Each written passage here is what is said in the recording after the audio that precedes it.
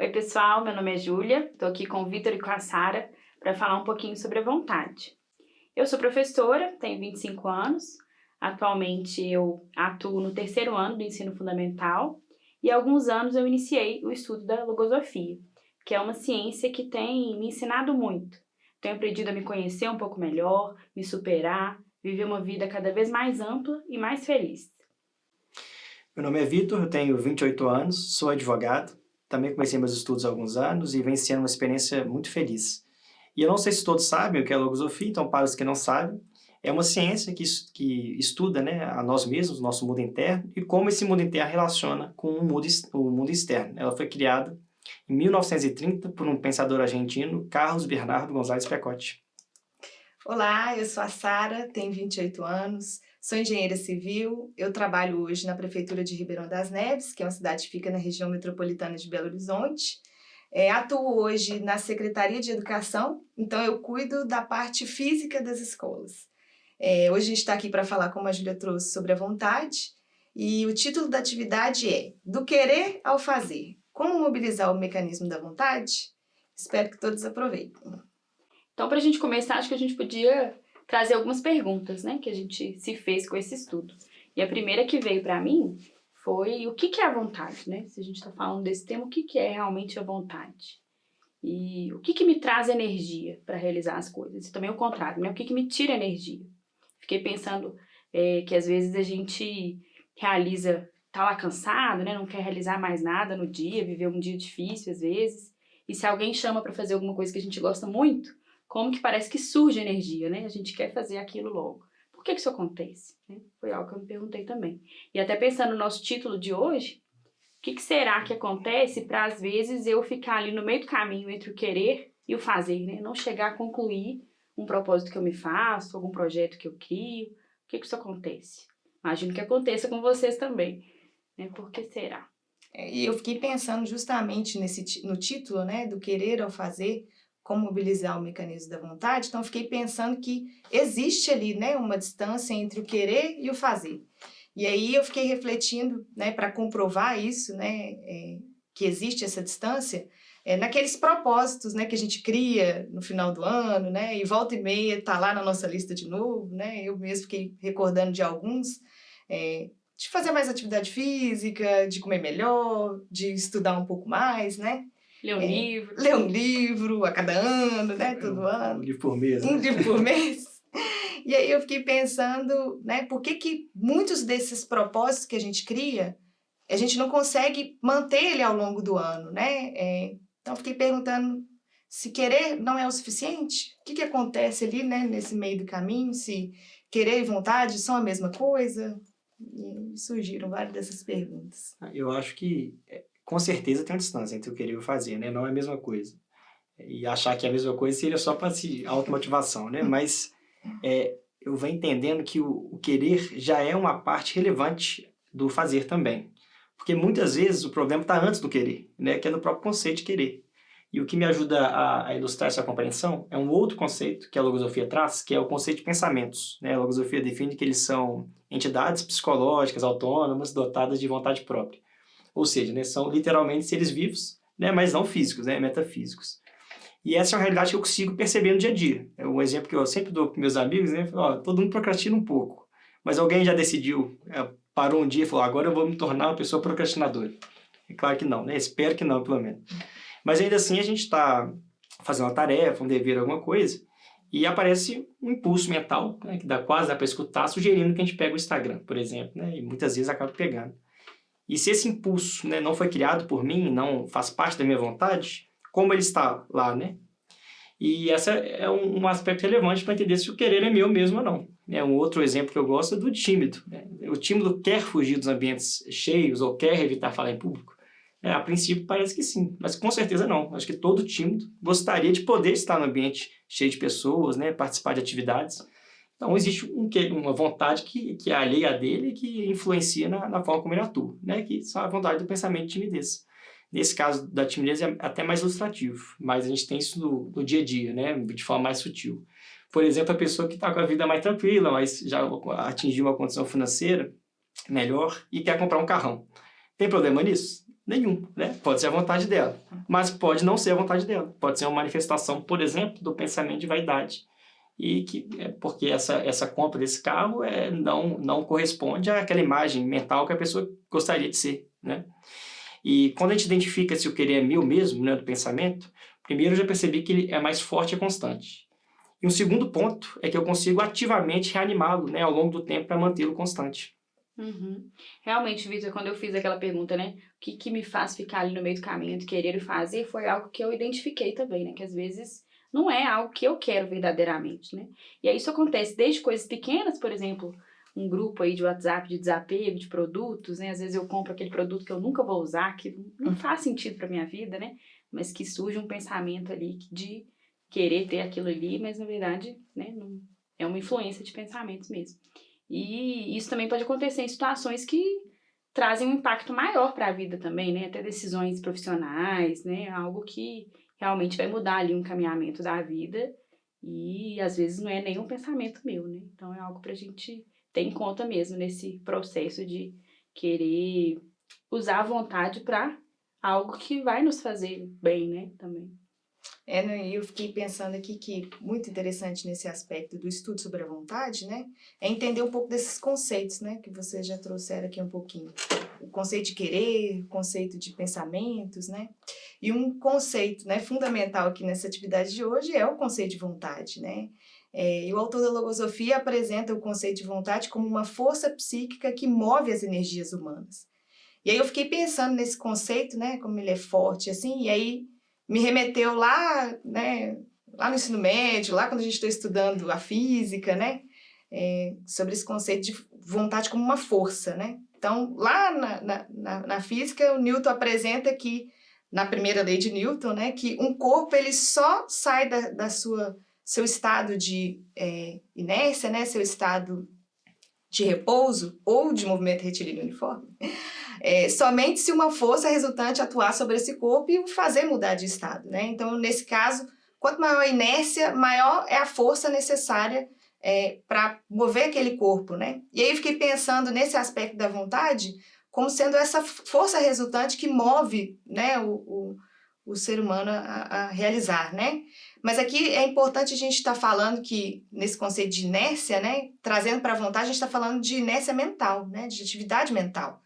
E aí um ponto que eu acho super importante nesse estudo é entender que a causa primeira de tudo é a mente, é na mente que isso acontece. Então, fiquei pensando, né, por exemplo, eu estar falando aqui agora, né, isso exigiu de mim um movimento inicial que é mental, né, para levantar o braço, né, fazer algum movimento, né, trazendo para meu aspecto profissional, né, antes mesmo de existir um prédio, né, ali bonito, né, uma escola, no meu caso, existiu ali os cálculos, existiu o projeto, né, existiu um pensamento, né, então é importante estar em busca dessas causas, né, entender esses conceitos também que rodeiam, né, esse assunto. Sara, você está falando aí da lei de Newton, né, e eu fiquei lembrando de uma lei que é a lei de movimento. A logosofia apresenta algumas leis que são leis universais, né? Diferente das leis que a gente conhece físicas, são leis que atuam independente do lugar, né? A gente tem algumas leis que estão ali num país próprio, né? Mas essas leis universais atuam, vale para a criação como um todo, né? E aí a lei de movimento é fácil de observar como que os processos da natureza, o movimento de um rio, tá tudo em movimento, né? E com o ser humano não poderia ser diferente.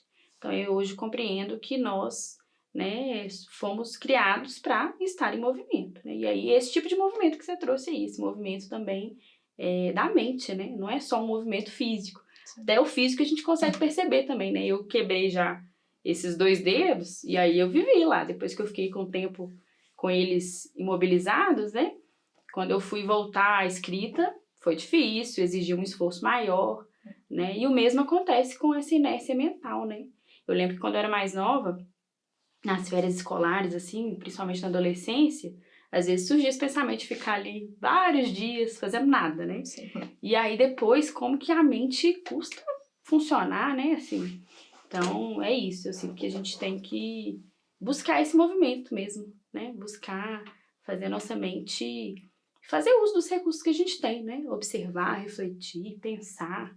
E aí eu lembrei de uma experiência que eu tenho vivido, tá em curso ainda, mas já tenho aprendido muito com ela, que é o esforço de criar um pensamento, né? Que a gente trouxe aqui de pensamentos que surgem às vezes de mentes de outros seres e me influenciam, mas o ser humano tem essa prerrogativa que eu considero, assim, incrível, né? Belíssima, que é de criar os próprios pensamentos, né? E não é algo simples, mas que aos poucos eu tenho feito alguns ensaios nesse sentido. Então, há um tempo atrás, eu observando ali a saúde dos pais, né? Eu comecei a pensar que seria importante eu criar um pensamento que me ajudasse a ter uma vida, uma rotina assim um pouco mais saudável, né? Pensando no futuro que eu queria alcançar. E aí, primeiro eu usei um recurso de formar mesmo uma imagem mental. Formando a imagem da Júlia daqui a 20 anos, por exemplo, sem conquistar esse hábito que eu estava me propondo, né? Como que seria a Júlia daqui a tantos anos? E o contrário também, como que seria a Júlia tendo aquele hábito conquistado, né? E aí ficou claro para mim a imagem que eu queria alcançar, né? E como que seria prejudicial para mim mesma seguir daquela forma sem conquistar esse hábito que era tão importante para mim, né? Então esse foi um primeiro recurso que eu usei, né? De usar essa imagem. E aí, aos poucos, assim, eu fui pensando, né? Como que eu vou me aproximar da imagem que eu quero, né? O que vai me exigir, né? Em que ponto que eu tô, o que me falta, com que forças que eu vou poder contar, né? O que eu já tenho de recurso para chegar lá, ou o que eu vou ter que buscar, que eu ainda não tenho, né? E aí eu vivi várias coisas, mas 2 aspectos, assim, que foram mais importantes das análises que eu fiz essa experiência até o momento, né? Ainda vou viver outras coisas com certeza, mas um foi de que realmente, assim, eu tenho que criar esses pensamentos conseguindo fortalecer eles de forma que eles estejam preparados para os imprevistos, né? Porque às vezes eu tô achando que eu tô conseguindo, né? Que tá tudo indo muito bem, mas numa circunstância ideal. Mas se surge alguma coisa que não tá planejado, como que aquele pensamento às vezes perde força, né? Então isso aconteceu comigo, eu precisei fazer um procedimento cirúrgico, e aí eu vi que aquele hábito que estava começando a ser conquistado, que eu estava conseguindo realizar com mais intensidade, né? Usei recursos até físicos, planner, outras coisas para poder me ajudar, mas como que esse imprevisto me fez dar uma pausa, né? E aí surgem vários pensamentos na mente, até aquele assim, nossa, Júlia, tadinha, você fez uma cirurgia, até esse vitimismo, né? Sim. Então, dá para você pausar um pouquinho, sendo que, na verdade, o procedimento nem me impediu fisicamente de conquistar aquele hábito, né? Então, aí foi bom que, estando atento a esses movimentos, eu percebi esse pensamento, falei, não, tem que continuar no esforço, né? Continuar seguindo, porque essa constância é muito importante, né? Como que toda interrupção que a gente faz decai o ânimo, né? A gente fica meio sem energia para depois retomar. Então, isso foi importante para essa experiência. E o outro aspecto foi perceber justamente que essas interrupções me tiram energia e, ao mesmo tempo também, à medida que eu vou conquistando, eu vou ganhando energia. E aí me veio a reflexão, né? O que eu tô fazendo com essa energia que eu tô ganhando? Porque se eu não uso ela para algo que vai me ajudar também, para outro propósito, né? Para encaminhar algo que eu preciso, depois eu perco também essa energia que eu ganhei, né? Então, foi um aspecto também que eu tenho observado com mais... de forma mais detida, assim, né? Como que eu vou usar essas energias que eu recebo quando eu consigo encaminhar um propósito, né? Um projeto. Pensei em várias coisas aqui que você foi falando, até porque é associado a uma experiência que eu venho vivendo também, né? São vários conceitos logosóficos, inclusive, mas um deles, que é um conceito da união dos tempos, né? Que é basicamente que todo tempo que a gente vive é composto por 3 tempos, né? Porque no presente eu estou permanentemente colhendo o que eu plantei no passado e plantando o que eu vou colher no futuro. E só essa compreensão já amplia a vida, né? Então a vida multiplica pelo menos por 3. E associado à minha experiência, eu também, também relacionado à saúde, né? E desde que eu sou adolescente, eu sempre me propus a ir para academia, né? Eu já fazia outros esportes, mas a academia era um propósito ali que sempre permeou a minha vida. Também. Acho que muita gente, né? Mas sempre foi aquela coisa, né? Ia um mês, nunca mais voltava. Sim. Por mais que outros esportes ali eu conseguia fazer, gostava e tudo mais. E aí tá lá no ano seguinte de novo, na lista. Todo ano, acho que não teve um que eu não tentei. E aí isso me lembra que a gente já deu a definição de vontade, né? A força psíquica que move as energias humanas. E a vontade também é movida por outros dois fatores, né? E aí, voltando um passo atrás, tudo na vida a gente faz ou por disciplina ou por vontade, né? E tudo que a gente faz por vontade, ela é mobilizada ou por uma necessidade ou por um estímulo. E se eu consigo mobilizar por estímulo, é muito melhor, é muito mais agradável, né? O exemplo legal é o da pelada, né? E até fazendo uma observação aqui que eu descobri recentemente, que pelada não é todo lugar que fala, né? Então, já que vai estar... Explica o que é, né? Vai que... Já que vai estar no YouTube, pelada é o futebolzinho, né? Então, a pelada, ela é um exercício que, por essência, gasta energia, né? Muito, inclusive. Mas qualquer um que gosta, depois do trabalho, pode estar cansado do que for, que ele vai para a pelada. Por quê? Porque você vai para o estímulo, né? E geralmente você ainda recarrega as energias, chega tranquilo, às vezes vai trabalhar mais um pouco. Então, quando a gente faz por estímulo, é muito mais fácil. Esse da pelada, eu não tenho estímulo para fazer isso não, mas lembrei aqui que algo que eu costumo fazer por estímulo é cozinhar, né? Eu gosto muito de cozinhar. Claro que não é sempre, né? Às vezes eu tô cansada lá com mais... sem tanto tempo, aí pode até ser por uma necessidade mesmo de me alimentar, né? Mas normalmente eu faço por estímulo. E como que, você falando isso, né, dos estímulos, se eu coloco um motivo por trás daquilo que eu tô realizando, né, um objetivo maior, costumo realizar com mais estímulos, né? Então, esse de cozinhar mesmo. Se eu tô cozinhando ali para pessoas queridas, para viver um momento especial com a minha família, por exemplo, para cozinhar para um amigo, o Vitor gosta de uma sobremesa que eu faço, né, Vitor? Então, aí eu faço com muitos estímulos, que é pensando nisso também, né? Em cultivar um sentimento pelo outro. Até eu tô lembrando da conversa que a gente teve sobre... A gente tava falando sobre estímulo, né? E a gente tentava fazer tudo com gosto, né? Tudo com estímulo. E aí eu tava contando pra vocês do cachorrinho lá que eu adotei, né? E que aí naquele dia ele tinha feito um tanto de necessidade na casa. Aí eu falei, será que dá pra fazer tudo com estímulo mesmo? Porque como que eu vou recolher aqui as necessidades com estímulo, né? Aí você comentou comigo e falou, mas... Pensa um pouco, um passo atrás. Por que tá tendo que limpar? É porque você conseguiu o cachorrinho, né? Que você sempre quis e tudo mais. Então, e só essa recordação já levou a tratar esse experiência de uma forma diferente, né? De forma muito mais estimulante. Mas, do outro lado, tem a necessidade. E a necessidade não do cachorro, a necessidade que move a vontade, né? E, no caso da academia, a vida inteira eu tentei criar necessidade. Qual que era a minha estratégia? Eu pagava o ano todo, ou então botava tudo no cartão ali e falava, se eu paguei, eu vou ir. Né? Já usei essa também. O que acontecia? Eu ficava sem academia, sem o dinheiro. E aí, há um tempo atrás, eu estava vendo um podcast, desses aí de finanças, negócios, né? Algumas dicas ali pessoal, que eu acho super interessante. E a apresentadora falou algo que mexeu um pouco comigo. Ela comentou que, para ela, a academia era a construção da base muscular que vai te sustentar na idade avançada, né? Na idade idosa. Ou seja, né, evitar que você vá muito cedo numa cadeira de rodas, tome um tombo que possa trazer algum problema. E aquilo fez muito sentido para mim, porque eu vivi isso em casa com meus avós, né? Meus avós, já em idade avançada, eu vi os problemas físicos, como que eles repercutiam na vida, na qualidade de vida deles. Né?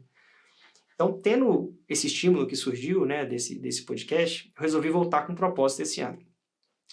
Mas eu errei a vida inteira, né? Fracassei toda vez que eu tentei, então eu tinha que tentar fazer algo diferente. Estava estimulado, mas só o estímulo, né, movimentando a vontade, não é o suficiente. E aí eu recorri a outro elemento, né, logosófico também, de como chegar do que ele ia fazer, que é o primeiro passo, é medir a distância que a gente está. Né? Então, a minha distância era muita, porque eu nunca consegui. Em segundo passo, é preparar as nossas forças para poder percorrer esse caminho. E aí, entre vários fatores, um relevante é um conceito que você trouxe de criar pensamentos que vão me auxiliar nesse caminho. Né? Então, por exemplo, um pensamento que eu não tinha, que é o da constância, eu tinha que criar, porque senão eu não conseguiria manter esse propósito. E aí, tem mais um elemento que é como fazer que esse pensamento prospere. Né? Você trouxe que é da formação do pensamento, prevenir ele. Né? E aí eu aprendi com a logosofia que todo pensamento morre por dois fatores. Ou por falta de estímulo, e nesse caso o estímulo já estava lá, ou por má formação. E a má formação é justamente esquecer de ensinar esse pensamento respostas inteligentes para ele utilizar nas situações adversas que podem vir aparecer. Né? Então eu tenho que conseguir até mesmo saber, pelo menos projetar, quais situações podem vir a acontecer. E aí é um uso inteligente da imaginação, assim, né? De projetar lá o que eu quero viver, né? Assim, e já conseguir pensar como que eu vou preparar esse pensamento, né? Porque às vezes eu deixo lá a imaginação solta, as ilusões, né? E aí o contrário, os propósitos vão embora, né? Como que tira a energia também, tira essa alegria inicial que surge quando a gente cria um pensamento também, né? A imaginação é uma das faculdades da mente, né? E realmente ela, fora do crivo da razão, pode ser perigosa, mas ela também tem as suas utilidades, né? E aí, só para fechar essa experiência, e o último recurso que eu usei foi diminuir o esforço necessário inicialmente, né? Então, no lugar de 6 vezes por semana, para falhar em um mês, eu resolvi começar indo 2 vezes no início desse ano. E hoje, né, depois até aumentei para 3 vezes, e já, não sei que não parece, mas não falhei nenhuma vez ainda nesse ano. E eu fiquei pensando aqui, quando você estava falando, se a minha questão com a academia, né, se é má formação, se é falta de estímulo, se é os dois, né, no caso. Eu acho que é os dois. Mas eu fiquei pensando nesse aspecto que você trouxe, né, da vontade de ser movida ou pela necessidade ou pelo estímulo. E é claro, né, que dá para ver que com estímulo a coisa caminha melhor, né? E aí eu fiquei pensando também que, principalmente quando a gente consegue trazer o coração para essas experiências, aí ganha uma proporção ainda maior, né? Fiquei pensando aqui em relação a uma experiência que eu tenho vivido em casa na convivência, que me faz ter essa compreensão, porque há alguns anos que eu tenho instituído o propósito de melhorar a convivência em casa, né? Principalmente com relação ao meu irmão mais novo. E eu já percebi que o que me atrapalha muito nessa convivência, né, nesse propósito, são alguns pensamentos, né, que eu já percebi ali, né, na minha condição psicológica, né, principalmente alguns de um grupo específico, da irritabilidade, da impaciência. Então, eu já vi essa necessidade de cambiar em relação a esse aspecto, né? Mas, ainda assim, eu via a necessidade e não fazia, né? E aí fiquei pensando um pouco sobre esse propósito, né? Só que o que acontece? O meu irmão, na verdade, ele nunca teve muito aquele aspecto colaborativo em relação às atividades domésticas, né? E aí vocês conseguem imaginar a cena, né? Eu com esses pensamentos esses pensamentos negativos, que na logosofia a gente denomina como deficiências psicológicas, e o meu irmão com esse aspecto pouco colaborativo nas atribuições domésticas. Então, assim, era conflito o tempo todo, né? A gente brigava muito. Eu achava sempre muito injusto, né? Eu ter trabalhado o dia inteiro, muitas das vezes ele ficou em casa, chegava lá aquela pilha de vasilha, e aí tinha sempre uma bronca que sobrava para ele, né? E aí, assim, depois de muita gente brigar, ficou um pouco cansativo, né, esse aspecto, eu tentei uma estratégia diferente. Em algumas situações eu consegui, né? Eu cheguei em casa assim algumas vezes, olhei para aquela pia de vasilha lotada e aí respirava fundo, segurava aquele pensamento e não brigava com ele. E aí foi até interessante perceber assim, alguns movimentos dele, né? Que muitas das vezes ele chegava lá, olhava, né? Esperava aquela reação, né? Daquela briga e tal, e nada, ficava, uai, o que está acontecendo, né? E aí foi um movimento interessante, porque eu percebi que ele percebeu esse meu esforço, né, de não brigar com ele, de chegar em casa depois do trabalho e ainda assim fazer aquelas atividades, né, lavar as vasilhas sem reclamar, enfim, sem brigar com ele. E aí eu comecei a perceber um movimento nele também, porque ele percebendo esse meu esforço, ele começou a se esforçar também. E aí, então, muitas das vezes eu chegava em casa assim, às vezes já estava tudo limpo, e eu, né, até me surpreendia. Ou então, às vezes, eu chegava em casa e ele já virava pra mim, Sara, não precisa se preocupar que mais tarde eu vou lavar, né? Pode ficar tranquilo. Então, eu percebi esse movimento dele que surgiu da observação dele, do meu esforço também. E aí, esse movimento, ele foi muito sensível, né? Me marcou muito, né? Eu vi ali aquele esforço muito grande para ele. Quem conhece meu irmão sabe que é um esforço muito grande. Então, esse movimento dele me encheu de estímulo para continuar, né, lutando contra esses pensamentos que tanto me atrapalham, não só na relação com meu irmão, né, mas como nas demais relações, assim, né, em todos os aspectos da minha vida. Então, né, eu vi como que quando a gente traz um sentimento, né, quando tem ali um valor maior, né, como que a gente consegue movimentar, né, a vontade com mais força, né. Eu acho que o tempo está acabando, mas só fazer um pequeno comentário, porque eu estou vivendo exatamente a mesma situação que você, só que ao contrário. Eu mudei tem poucos meses para morar com minha noiva, né? Você é meu irmão, no caso. E eu sou seu irmão, exatamente, eu sou seu irmão. Ela também tem um pensamento colaborativo muito mais forte que o meu, né? Da organização, em todos os campos da vida e também nas tarefas domésticas, né? Então eu ficava ali um pouco mais acomodado, porque se ficar empilhado um pouquinho de prata ali, não tem problema não, então ele magicamente vai aparecer limpo também, né? Eu acho que o irmão pensa a mesma coisa. E aparecia mesmo, ele aparecia, né? Só tem que, ela também, minha noiva, é muito esforçada, né, para poder fazer um ambiente familiar melhor, e sempre ia lá e arrumava, limpava tudo. Eu fui observando que tem uns pensamentos na minha mente, né, que eles, o pensamento argumenta, né, isso é uma coisa que eu aprendi também. Eles, você toca mais de uma empresa, você trabalha o dia inteiro, tá, não tem lógica que você tem que parar agora para limpar uma louça, né.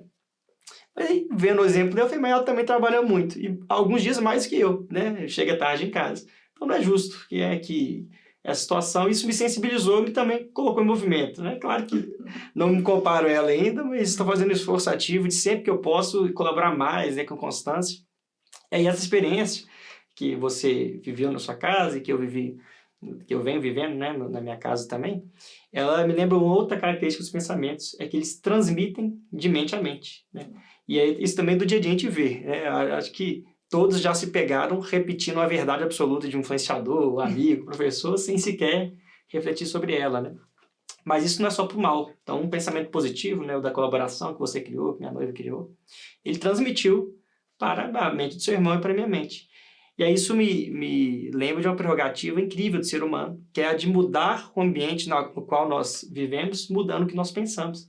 E até mais do que isso, né, mudar a vida mudando o que a gente pensa. Quando a gente muda o que nós pensamos, nós mudamos a nossa própria vida.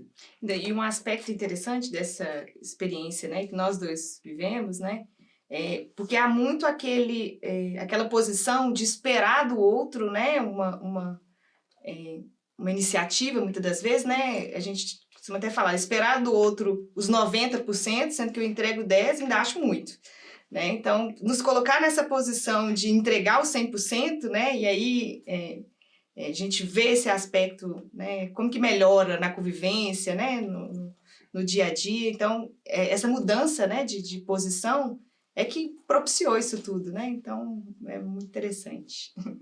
E essas experiências, elas são nossas, né? É que a gente está trazendo aqui. E às vezes são até singelas. Talvez para uma pessoa muito disciplinada, o que eu falei não tem relevância nenhuma, né? Mas cada um pode ver suas próprias vivências, né? E o que mais me encanta nesse processo todo é que ele é o mesmo para todos os campos da vida. Então, para se tornar um melhor profissional, um melhor familiar, amigo, né? Então, é o mesmo processo de identificar a causa, né, do pensamento que tá nos levando a isso e corrigir, né, com reajustes oportunos da conduta, né, como Sim. também ensina a logosofia. Acho que finalizando aqui, né, puxando mais para o final, me veio à mente outras perguntas, né? Como que, na verdade, algo que eu tenho aprendido com a logosofia, né? Que esses estudos, eles não... Estudei, acabou, pronto, já sei tudo sobre a vontade, já tô expert. Não é bem assim, né? Como que sempre surgem mais perguntas, novos motivos de investigação, né? Pra gente sempre estar procurando se superar, né? E algo que eu fiquei me perguntando pra quê, né? Pra que ter esses conceitos de pensamento, de vontade? Será que é só para conseguir ir na academia, para conseguir ter uma convivência um pouco mais harmônica, né, com o familiar, com o amigo, né? E por que será, né? Para que eu quero mesmo ter esses conceitos? Tem que ter algo a mais, né? Não é só ali para resolver os problemas básicos ali da vida do dia a dia, né? Para que mais? Qual que é a minha missão, assim, como ser humano mesmo? Que papel que eu devo cumprir, né? Não pode ser utilitário, né? Então fica essa pergunta também pra gente pensar um pouquinho, né? Então a gente queria agradecer, né, a oportunidade, e aí fica mais essas perguntas pra gente refletir um pouquinho, né? Que são perguntas que movimentam mesmo esse estudo.